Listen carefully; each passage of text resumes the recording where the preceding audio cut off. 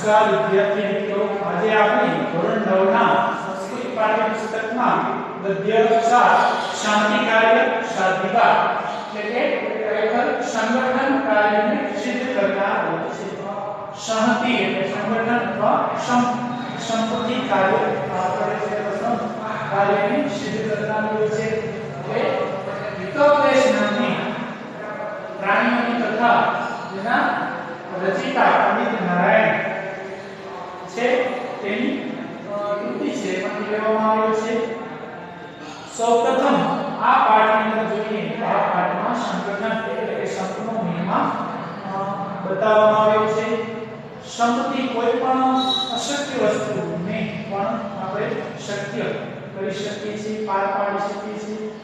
અત્યારે હાલમાં કહેવાય છે સંભો શક્તિ કરી કલિયુગમાં સંઘમાં શક્તિ છે. તો અહીં એક કથા છે કે ગોદાવરી નદીના કિનારે શિમળાનો એક વિશાળ ઝાડ, રાત્રે તેમાંથી વિવિધ પશુ પક્ષીઓ આવીને તેમાં રાત્રે નિવાસ કરતા હતા. એમાં એક લઘુપતક નામનો કાગડો હતો.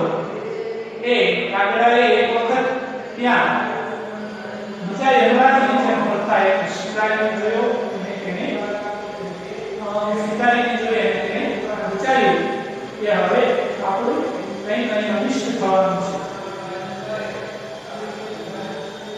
ત્યાં આકાશમાં કબૂતરોનો પરિવાર, ચિત્રગીર નામના કબૂતરોનો રાજા અને એ એના પરિવાર સાથે ઉડતો હતો. અને ત્યાં શિકારીએ કબૂતરોને પકડવા માટે જાળ બિછાવી અને એમાં ચોખાના દાણા છે વેર્યા. તે જોઈને કબૂતરો બધા થોભાયા અને ખાવા માટે ઝાડમાં બેઠા, બધા ફસાઈ ગયા. ત્યારે બધા છે કબૂતરો જેને લીધે આવ્યા હતા એ કબૂતરોને દોષ દેવા લાગ્યા. ત્યારે કબૂતરોએ બધાને કહ્યું કે વિસ્મય આશ્ચર્ય પામવું એક આ પુરુષ તત્વનું લક્ષણ છે. હવે બધા એક મનવાળા થઈ અને ઝાડ લઈને ઉડો. બધા કબૂતરો જે ફસાયા હતા એકી સાથે બધાએ જોર લગાવી અને પરિણામે એ ઝાડ લઈને ઉડ્યા. અને શિકારી છે એ કબૂતરોને જોતો પાછળ દોડવા લાગ્યો. પરિણામે અહીંથી આપણને જાણવા મળે છે કે શંખમાં કેટલી શક્તિ હોય છે.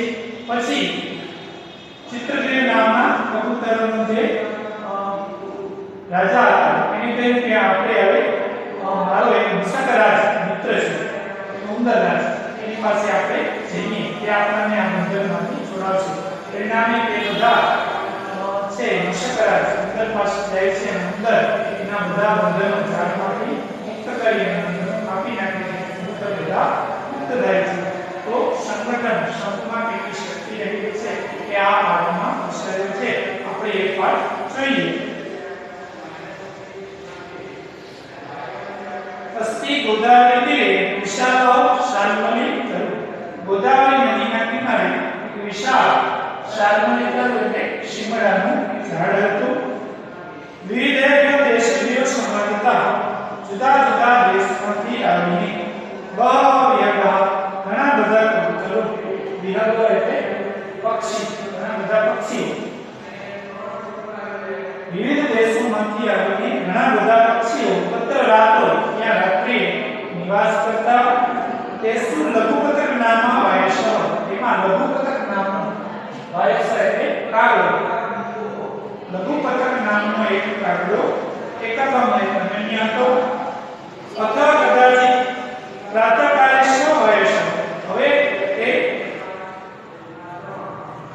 કબૂતર તે કાગડાએ સવારના સમયે ઉત્તાંત એટલે કે યુવરાજ દ્વિતીય બીજા યમરાજની જેમ અવટાંતમ એટલે ફરતા, જ્યારે બીજો યમરાજ હોય એવા ફરતા કોઈ વ્યાધ શિકારીને અપશ્ય જોયો. તમ અવલોક્ય તેની જોઈને સહજિંતે વિચારી અધ્યો પ્રાતઃ એવો અનિષ્ટ દર્શન સંજાતું. આજે સવારમાં અશુભ દર્શન થયું. ન જાણે કત્કિમ અનભિપ્રેતમ દર્શિષ્યતિ. તો હું ખરેખર જાણતો નથી કે તે શું ન ઈચ્છેલું બનશે. ઇતિ વિચિત્ય આ પ્રમાણે વિચારી સ્વવ્યાકુળ સમજાતો તે વ્યાકુળ થયો. ફરીથી અસ્તિ ગોદાવરી તલે તીરે વિશાળ સામગ્રી થયું. ગોદાવરી નદીના કિનારે વિશાળ સિમડાનું ઝાડ હતું. વિવિધ દેશોમાં રહેતા જુદા જુદા દેશોમાંથી આવીને ઘણા બધા પક્ષીઓ ત્યાં રાત્રે નિવાસ કરતા. તેમાં લઘુવતક નામનો એક કાગડો અનન્ય હતો. હવે કોઈકવાર સવારના સમયે તે કાગડાએ બીજા યમરાજની જેમ ફરતા શિકારીને જોયો. તેને જોઈને તેણે વિચાર્યું કે આજે સવારે અનિષ્ટનું દર્શન થયું. મને ખબર નથી કે શું ન ઈચ્છેલું બનશે, તો હું જાણતો નથી કે શું ન ઈચ્છેલું બનશે. આ પ્રમાણે વિચારીને તે વ્યાકુળ થયો. બીજો પેરેગ્રાફ. અથવા તે યાદે હવે તે શિકારી તંદુલ કણા, તંદુલ એટલે ચોખા, અને કણ દાણા, ચોખાના દાણા, વિકીર્ય વેરી એ બિછાવ ઝાડ બિછાવીને દાણા છે વેયા. હવે તે શિકારીએ ચોખાના દાણાને વેરીને ઝાડ વિસ્તીર્ણ, ઝાડ બિછાવી અથવા ઝાડ પાથરી સહવૃક્ષસ્ય પૃષ્ઠભાગે પ્રચ્છન્નો ભૂત્વા એ વૃક્ષની પાછળની ભાગે પ્રચ્છન્ન એટલે છુપાઈને અથવા સંતાઈને ઉભો રહ્યો. તેને પેલા ઝાડ બિછાવી અને ચોખાના દાણા વેરી અને ઝાડ બિછાવી અને પોતે છે ઝાડની પાછળના ભાગે સંતાઈ ગયો. તસ્મિન કાલે તે જ સમયે ચિત્રગીરી નામનો કપૂતર રાજા, ચિત્રગીરી નામનો કબૂતરનો રાજા પરિવાર સાથે ગગને વ્યસ્ત આકાશમાં ફરતો હતો. ગગન એટલે કપૂતર એટલે કબૂતર, ગગન એટલે આકાશ, આકાશમાં ફરતો હતો. ચિત્રગીરી નામનો કબૂતરનો રાજાનો પરિવાર આકાશમાં ફરતો હતો. ભૂમો વીંટીના તંદુલકણા, જમીન પર રહેલા ચોખાના દાણાને દૃષ્ટવા જોઈને કપોતા કબૂતરો લુબ્ધા ભવન છે. લુબ્ધા એટલે લોભી, લોભાઈ ગયા. લુબ્ધ એટલે લોભી, બધા કબૂતરો લોભાયા. તત સ કપૂતર, પછી તે કબૂતરોના રાજાએ તંદુલકણ લુબ્ધા ચોખાના દાણાથી લોભાયેલા કપોતા કબૂતરોને અકથે કહ્યું, કુતઃ અત્ર નિર્જીવે મને તંદુલકણા સંભવ. આ નિર્જીવ વનમાં ચોખાના દાણાનો સંભવ ક્યાંથી? અથવા નિર્જીવ વનમાં ચોખાના દાણા ક્યાંથી? તન્નિરૂપ્યતા, નિરૂપ્યતા, તો તેને વિશે વિચાર કરો. હા, નિર્જીવ વનમાં ચોખાના દાણા ક્યાંથી હોય? તો વિચાર કરો. ભદ્ર વિદોના પશ્યામિ. ભદ્ર એટલે કલ્યાણ. હું અહીં કલ્યાણ જોતો નથી, મને અહીં આપણું હિત દેખાતું નથી, કલ્યાણ દેખાતું નથી.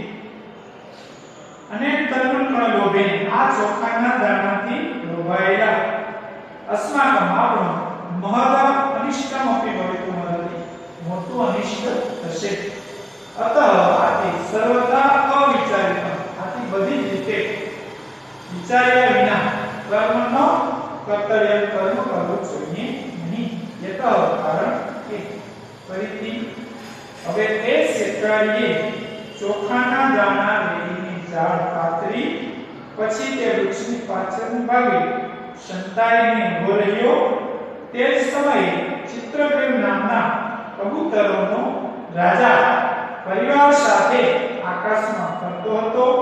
જમીન પર વેરેલા ચોખાના દાણાને જોઈને કબૂતરો લોભાયા.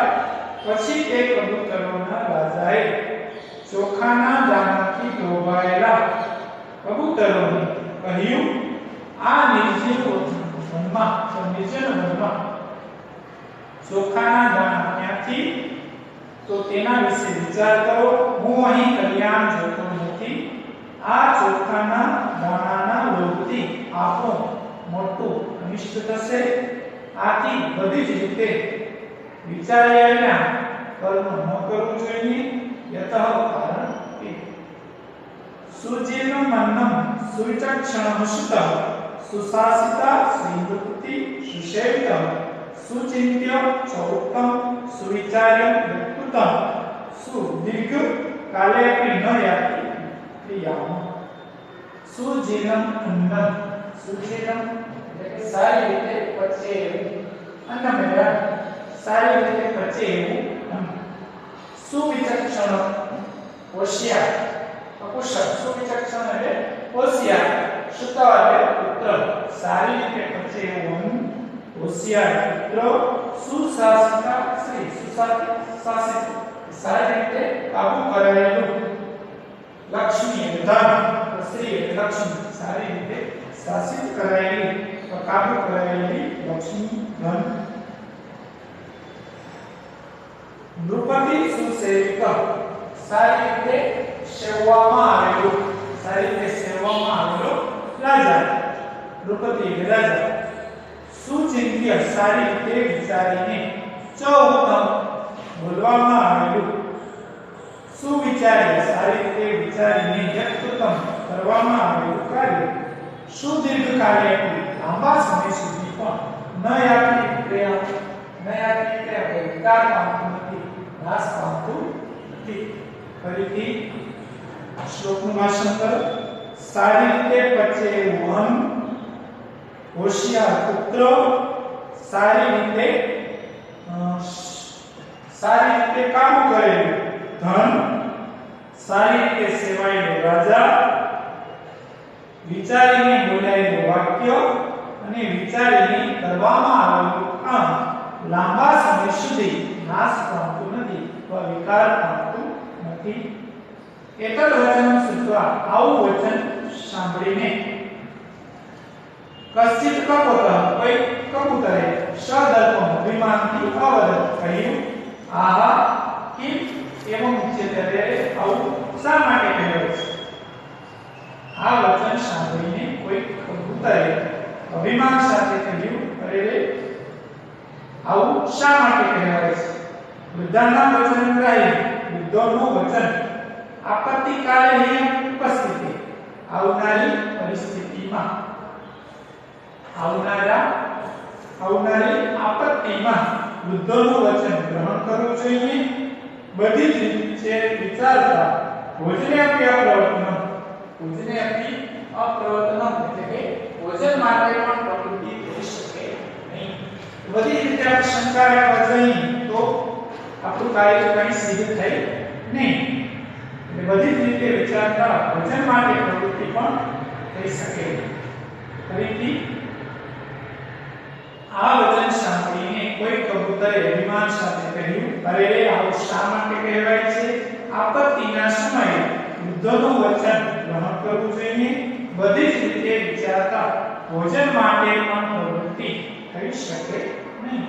ઉત્તમ જવાબ અને વળી કહ્યું છે કે શંકાભી સર્વમ આક્રમકમ અન્નમ પાનમ ચ દુર્લભમ પ્રવૃત્તિ પુત્ર કર્તવ્યા જીવિતવ્યમ કથમ નવા સશંકાભી એટલે શંકાઓ વડે, શંકા સર્વ બધું જ, આક્રાંત એટલે ઘેરાયેલું,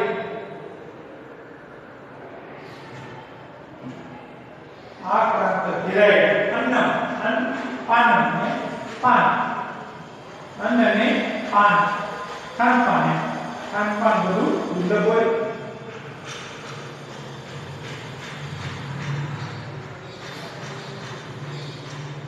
ત્યારે પ્રવૃત્તિ ક્યાં કરવી અને જીવિતમ કથમ, અને જીવન કેવી રીતે ટકાવી રાખવું. મન બધી જ શંકાઓથી ઘેરાયેલું હોય.